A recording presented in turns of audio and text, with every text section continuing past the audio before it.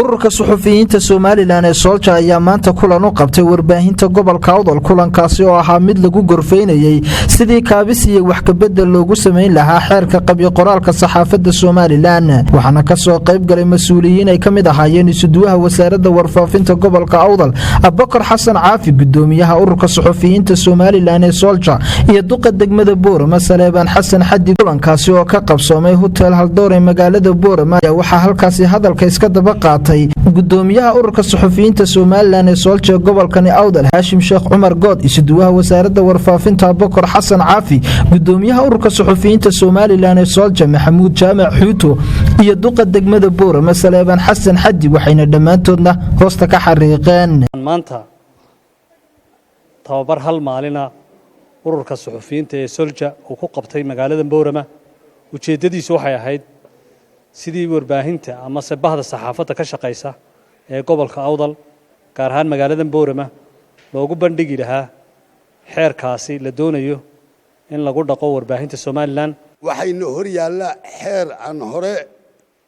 uga doodnay oo ku saabsan saxaafadda xeerkana waa qabyo qoraal waxa la doonayaa in isbedel lagu sameeyo xeerka markii uu noo akhrinayay garyaqaanku ama lawyerku waxa uu noo sheegay in saxaafadda lafteedu ay samayso tacaddi marka inaguna inaan ka waantowno xadgudubyada hadallada aan la hubsan ee lagu sheegayo wararka oo waa inaad xogta aad sheegayso aad xaqiijiso jana waan uga mahad celinayaa dadaalka ballaaran ee ay ugu jirto badbaadinta suxufiyiinta iyagoo xitaa qalad galay inay mar kasta u doodaan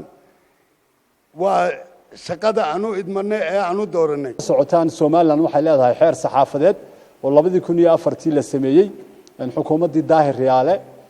waqtigaasi waxa ka dhashay xeerkaasi dood fara badan oo ah inaan baahiyihii saxaafadda oo waqtiga yarayd awgeed saxafiyiinta yara awgeed inaanay ka turjumanin inagoo og maanta heerka ay saxaafadii dunidu marayso marka waxay noqotay in muddo 15 sano ay nagu qaadato in xeerkii dib u habeyn lagu sameeyo marka waxa qabnaa urur ahaan anagu doorkeegu wuxuu ahaa inaanu xeerkaasi door xal ku yeelano wax badan oo saxaafadda u danaba ku jira wax badan oo qaranka u danaba ku jira ilaa iyo maanta uu damisu madaxweynuhu saxiix doono waxa balan qaadina runtii inaanu xeerkaasi daba socon doono xeerkan iyo habdhaqankiisa runtii media iyo mas'uuliyiintana laga yaabaa in loo kala sheekeynta badan laakiin waxaanu fahmayaa in maanta inaynu aad isku soo dhawaanayno bariyaha dambe aad isku dhaweyn halkan waxa iga muuqda mas'uuliyiin wariyaal badan oo igu cusub waxa muujinaysaa caasimadii labaad inaan ciidiyo ku haysantii oo dadkii ay kala qarsoomeen wariye muxuu yahay ama wariyaal waa maxay in nuxurka ay xambaarsan tahay title-kaas waa in la isla fahmo laakiin haddaan kaar mara dheer ku xidhan halkan ka soo laadlaasado inaa wariyaanahay procedure-kii iyo tababarkii iyo waxyaabahana ay dabadiyo u dhashay ama ka dambeeyay waxay noqonaysaa inuu darjeedo laakiin bahalkan waxaan u arkaa waa dabar waa Cabsalaan Saaha warbaahinta qaranka Jamhuuriyadda Soomaaliland magaalada Boorama